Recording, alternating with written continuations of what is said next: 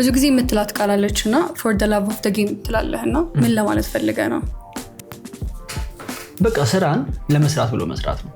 በቃ ምን ሰራውን ስራ አታች ማድረግ ያለብን ከራሱ ከስራው ጋር ነው ስለማሰሩ አይ ነው በጣም ብዙ ሰዎችን ኦፌን ሊያደርግ ይችላል። የመጀመሪያዎቹ ስቴጆች ላይ ምናልባት የመጀመሪያዎቹን 5 ዓመታት ገንዘብ መስራት አለብን ምንም ጥያቄ የለውም ከምንሰራው ስራ ኦፍ ኮርስ ወደፊትም ቢሆን ቢዝነስ ካለ ድረስ አላማው ገንዘብ መስራት ነው። ግን ከሆነ ስቴጅ በኋላ እውነት ለመናገር የሚያስፈልጉንን ፍላጎቶቻችንን በሙሉ የሚያሟላ አይነት ገንዘብ መስራት ከጀመረን በኋላ በጣም ኤክሰሲቭ የሆነ አማውንት መፈለጉ ከገንዘብ ጋር አላስፈላጊ አታችመንት ቢልድ ማድረግ ነው ያስባለሁ።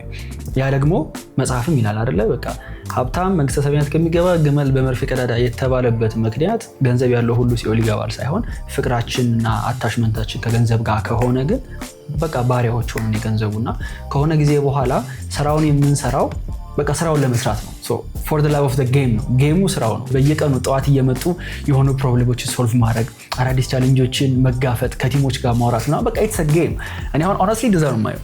ልክ የሆነ ችግር ተፈጠረ ምናምን አይደለ ኢማጂን ቪዲዮ ጌም እየተጫወታችሁ ነው ከዛ የሆነ ትልቅ የሚተኩስ ነው መጣና ኦኬ now ይሄን ባትል ማድረገው መሳሪያ ከየት ላምጣ ፓርትነር ከየት አገኛለሁ ነው that's a game። እንዲህ አድርገሽ ስትወስጂው የምር ጧጧት እየመጡ ስራ ቦታ ላይ መስራቱን ኢንጆይ እናደርጋለን። ካልሆነ እያንዳንዷን የምንሰራትን ነገር በሙሉ ከገንዘብ ጋር ኮላታችን የምናረጋት አላስፈላጊ ነገር ውስጥ ነው የምንገባው።